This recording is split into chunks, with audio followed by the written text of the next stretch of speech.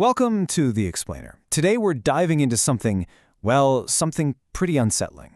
We're talking about people who've lost huge chunks of their lives, hours, sometimes days, that just vanish from memory. And the thing is, when they come back, they've changed.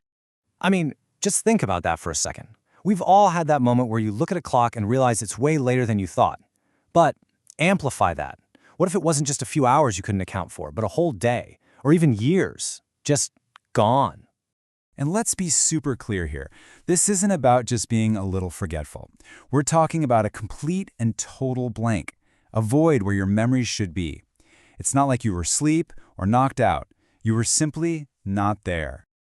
Now, as strange as this all sounds, it's not something out of a movie. This phenomenon has been documented in real cases that have completely baffled investigators for decades. So let's look at one of the most famous examples out there. This brings us to the incredible story of Travis Walton. For a lot of people, this case is pretty much the definitive example of the missing time phenomenon. And it all kicked off on a quiet evening in an Arizona forest way back in 1975. So get this, November 5th, 1975. A logger named Travis Walton vanishes right in front of his crewmates. An absolutely massive search turns up nothing. And pretty soon, his friends are the prime suspects. Then, 5 days later, he just reappears on the side of a road, weak, totally disoriented, and with a 5-day hole in his memory. Once Walton started to recover, his story wasn't, I got lost in the woods. No. He had these terrifying, fragmented memories of bright lights and strange beings. He didn't believe he was simply gone. He believed he was taken. And just like that, a missing person case exploded into one of the most famous abduction stories of all time. But here's where it gets even weirder. As incredible as Walton's story is, it's not some isolated one-off event. It's actually part of a much larger, global pattern of similar, totally inexplicable reports.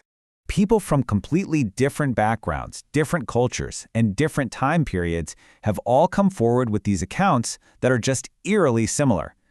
The one thing that connects them all is that central element, a period of lost time, a gap in their existence that they simply cannot explain. So, how on earth do we even begin to explain something like this? This is where the whole debate gets really fascinating, because it basically splits into two very different ways of thinking, pitting the known science of the mind against theories of, the truly unknown.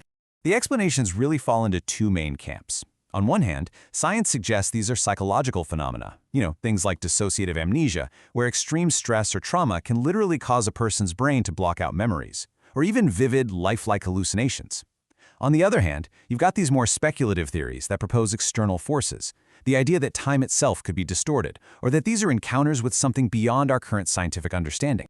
But, beyond trying to explain how this happens, these cases force us to ask a much deeper and honestly a much more unsettling question about the very nature of time itself. We all experience time as this constant, right? A river that just keeps moving forward. But what if it isn't?